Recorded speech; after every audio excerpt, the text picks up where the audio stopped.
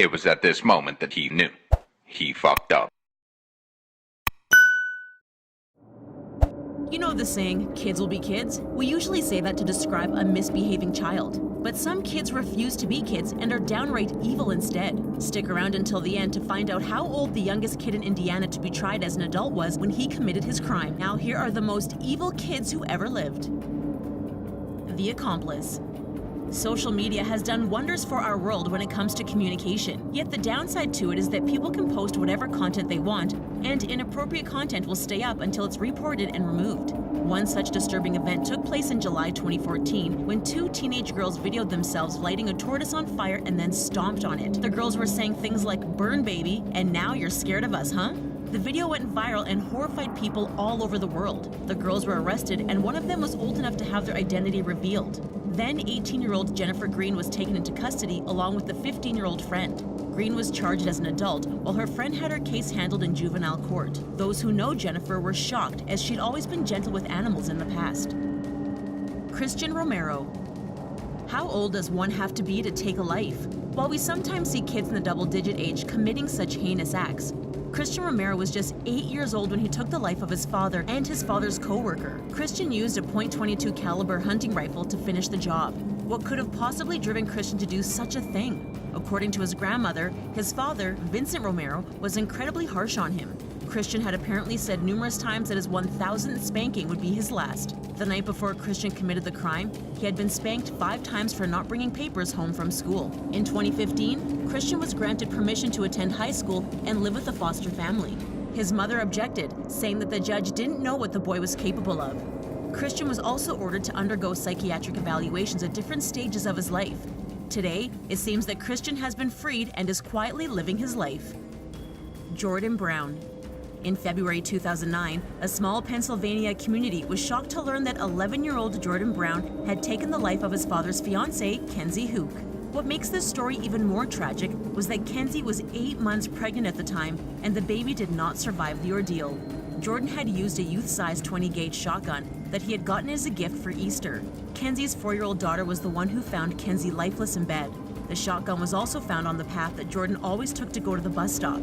Jordan's case sparked a lot of controversy, and he was initially going to be tried as an adult. But Amnesty International got involved, and Jordan was eventually tried as a juvenile.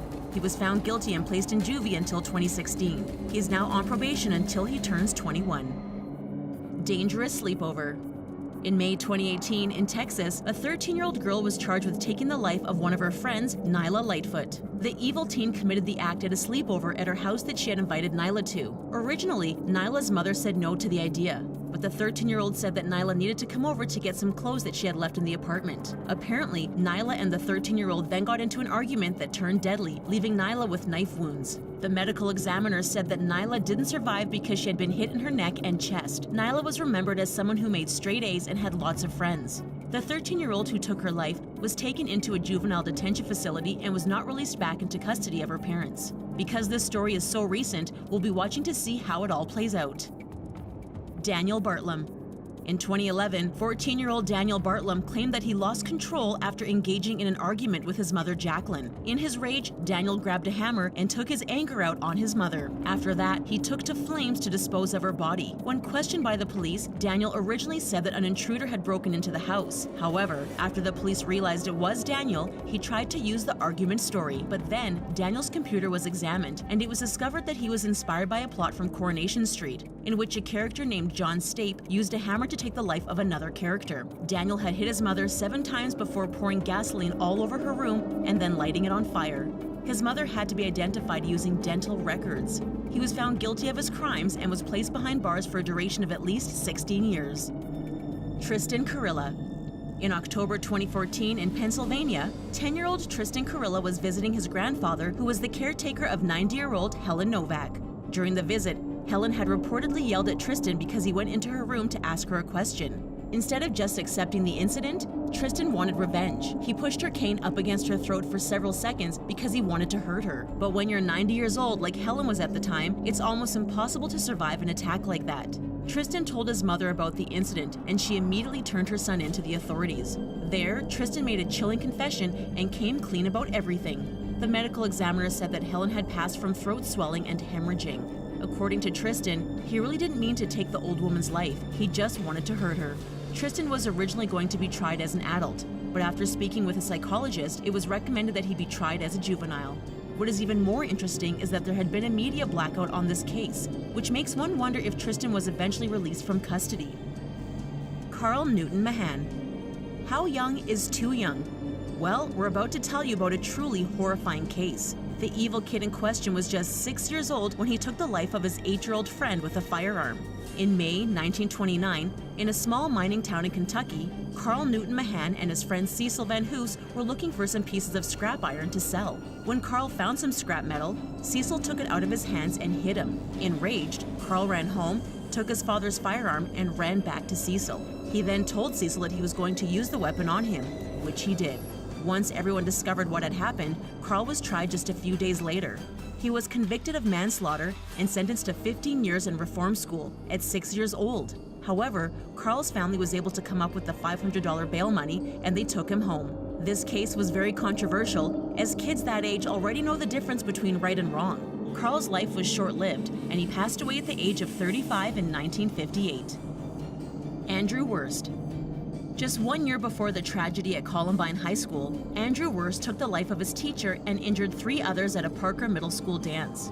On April 24, 1998, the 14-year-old Andrew arrived late at the banquet facility for the dance. He had left a disturbing note under his pillow that gave the impression that he was going to take his own life at the dance. Andrew was standing on the patio when science teacher John Gillette asked him to come inside. What people didn't know was that Andrew had a weapon hidden under his jacket, and he used the firearm to take John's life. He then ran inside where the dance was taking place and opened fire, injuring another teacher and 2 students. The attack stopped after the owner of the banquet hall confronted Andrew with his own weapon and ordered him to stand down. Andrew was sentenced to 30 to 60 years behind bars. He has tried to appeal his sentence numerous times, but to no avail, as there was no evidence of a psychological disorder. Shane Edward Brooks. In October 2017, 10-year-old Austin Almanza lost his life in Oklahoma after 13-year-old Shane Edward Brooks shot him with a crossbow. Shane had attacked Austin out of rage. The arrow had even hit Austin's 8-year-old brother in the arm, which says a lot about how much force there was behind it. Shane was initially charged with taking a life at the first degree, making him the youngest person in Oklahoma to receive that charge. He was originally going to be tried as an adult, but after a psychological evaluation, it was determined that he could be rehabilitated in juvie. Austin's parents were heartbroken when Shane was no longer going to be tried as an adult. If he is convicted, he will have a chance for rehabilitation, and his detention time will be limited to up to 5 months after his 18th birthday. According to Austin's brother, Shane knew what he was doing, making the decision even more controversial, as it now seems that Shane is getting away with his crime. According to Shane, he feels remorse and wishes he could trade places with Austin. Paul Henry Gingerich. Paul Henry Gingerich was just 12 years old when he became the youngest person in the state of Indiana to be tried and sent behind bars as an adult. He and his 15-year-old friend, Colt Lundy, had taken the life of Colt's stepfather with a firearm. But this was no accident. Colt and Paul were charged with conspiring to commit the crime, and they were both found guilty and sentenced to 25 years behind bars. However, Paul only served 7 years of his sentence, and he was released when he was 19 to the custody of his mother. But life isn't all rainbows for him now. Paul has to wear an ankle bracelet, and he isn't allowed to leave his home except to go to work and legal appointments. How did he get out so early? He appealed for a new trial when he was 15 years old, and there were new regulations in place for minors, which worked in his favor. Colt didn't appeal, and he won't be released until 2021. Paul also has to wear his ankle bracelet to be tracked 24 hours a day until the end of July 2018. That's all for the most evil kids who ever lived.